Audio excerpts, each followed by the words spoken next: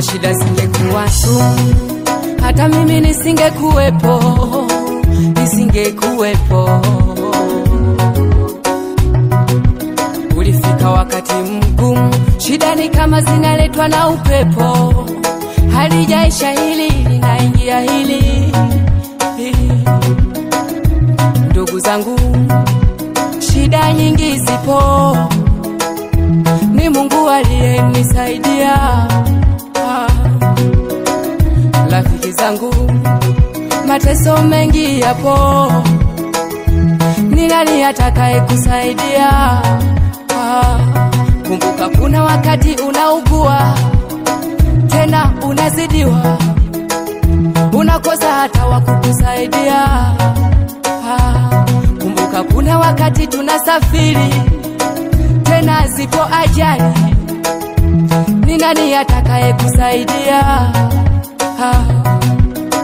Ombi langu kwako Mungu, kabla sijakanyaga mahali, ukanyage wewe kwanza. Ombi langu kwako Mungu, kabla sijatembea mahali, utembee wewe kwanza. Wewe uliye na rehema na neema, mwingi wa huruma Baba, ninaomba usiniache. Wewe kisima cha uzima, wewe maji ya uzima, ninaomba usiniache. Baba usiniache, usiniache, usiniache, usiniache, usiniache, usiniache, usiniache, usiniache, usiniache, usiniache, Mungu wangu, usiniache, usiniache.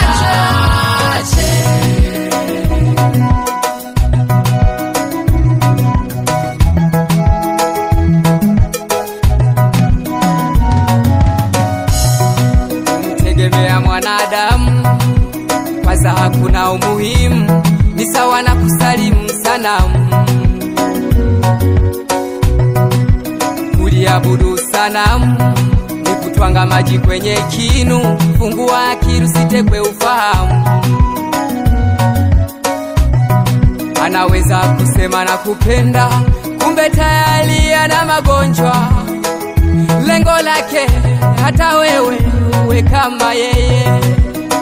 Zamani alishatendwa na ndoa ilishavunjwa.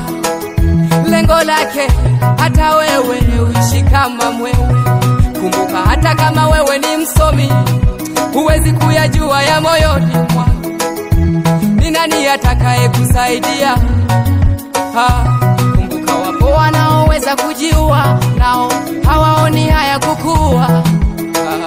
Ni nani atakaye kusaidia? Ombi langu kwako Mungu, kabla sijakanyaga mahali, ukanyage wewe kwanza. Ombi langu kwako Mungu, kabla sijatembea mahali, utembee wewe kwanza. Wewe uliye na rehema na neema, mwingi wa huruma Baba, ninaomba usiniache.